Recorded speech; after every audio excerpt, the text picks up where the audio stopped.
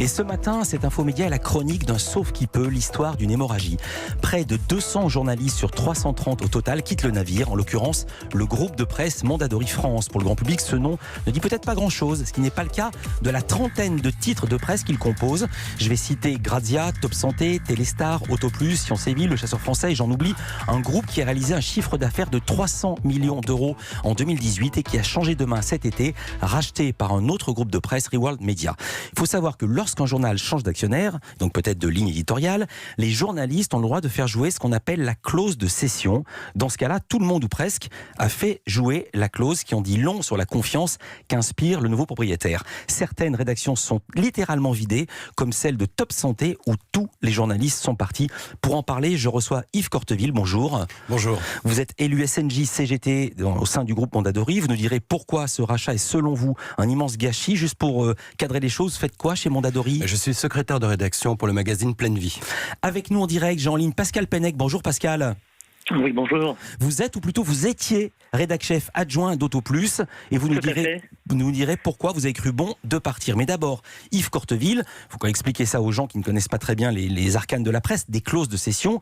C'est ni la première ni la dernière dans la presse française. Que se passe-t-il dans votre entreprise en particulier pour que les 2/3 des journalistes décident de partir ? Quelle est l'ambiance depuis le rachat, depuis cet été ? Vous l'avez dit vous-même, c'est une énorme crise de confiance.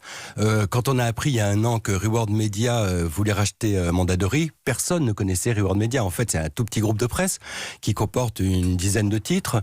Alors on a un peu enquêté du coup, puisqu'on est journaliste, et on s'est aperçu qu'en fait c'était un groupe qui faisait des titres sans équipe de rédactionnel, c'est-à-dire qu'il externalisait ses titres, il les faisait faire par des producteurs de contenu, des sociétés extérieures, et qui plus est, qui se targuait finalement de faire de la conversion pour les annonceurs. C'est-à-dire, qu'est-ce que c'est de la conversion pour les annonceurs ? C'est en fait faire des contenus dont le but est d'attirer le publicitaire. Alors vous, quand vous m'interviewez, je suppose que vous n'avez pas le sentiment de faire la conversion pour les annonceurs. Vous faites du travail journalistique.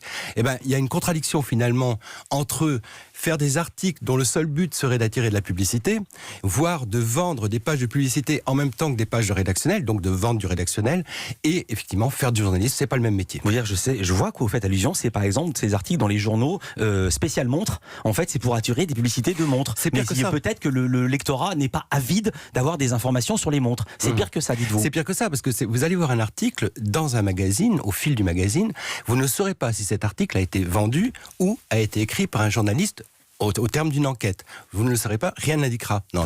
C'est ni du journalisme, ni du public rédactionnel qui doit être signé, ce que la loi prévoit. C'est cela.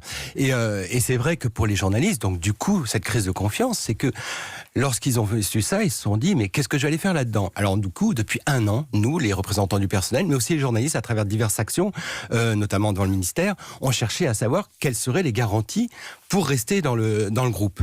Finalement, on en a obtenu aucune. Depuis quelques mois qu'il y a des tractations, les représentants de Reworld nous disent, vous verrez après, ça va bien se passer, faites-nous confiance. Mais comment peut-on faire confiance, vu ce qui s'est passé, à ces gens-là ?